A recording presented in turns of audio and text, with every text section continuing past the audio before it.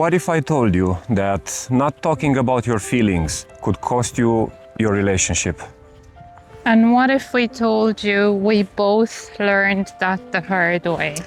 Today on Loud Mind, we are diving into the messy, sometimes uncomfortable, but absolutely essential topic of feelings and why sharing them, the good and the bad, can make or break a relationship. A few years before Adrian and I got together, my marriage of 18 years ended. And one of the big reasons was that we almost never talked about our feelings, especially not the negative ones. Sadness, disappointment, frustration, they were all bottled up.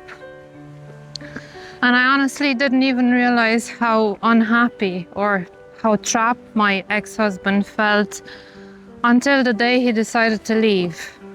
And I went through something very similar in my previous marriage.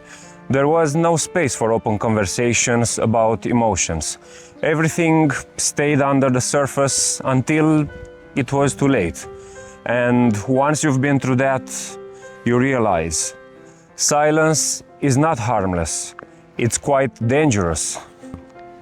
So when Adrian and I started our relationship, I found it really hard to open up. I was embarrassed sometimes, or afraid that if I said what I really felt, I would hurt him. Or maybe he'd think that I'm too sensitive.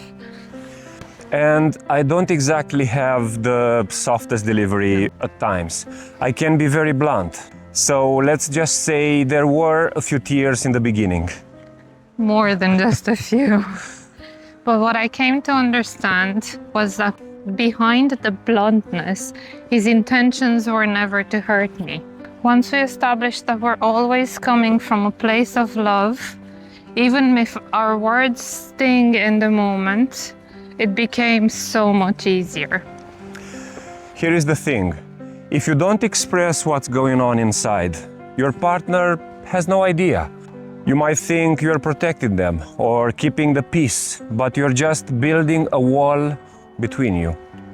And the wall only gets higher. Talking about how we feel, even when it's uncomfortable, actually brings us closer together. Because then I know what's going on with him and he knows what's going on with me. There's no second guessing. It's also about trust. If I can tell Anda, hey, when you said that, it made me feel left out, and she doesn't bite my head off, that builds trust. And when she tells me, Adrian, you were a bit harsh there, it made me cry, and I take that on board, we are learning how to love each other better. And it works the other way too. Sharing positive feelings is just as important. When Adrian tells me how much he appreciates something I've done, it makes me feel seen, and I like to do the same. I remember one conversation where Adrian told me something I did upset him. At first, I just froze. I wanted to defend myself, explain why he shouldn't feel that way. But then I realized it wasn't about proving I'm right. It's about hearing him. And that was huge for me too, because once you realize your partner isn't your enemy, you stop holding back.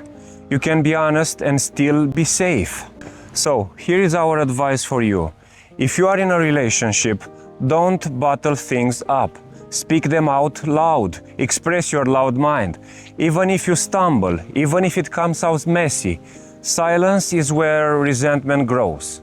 And when you're the one hearing your partner's feelings, listen with curiosity, not defensiveness. Assume their intentions are good.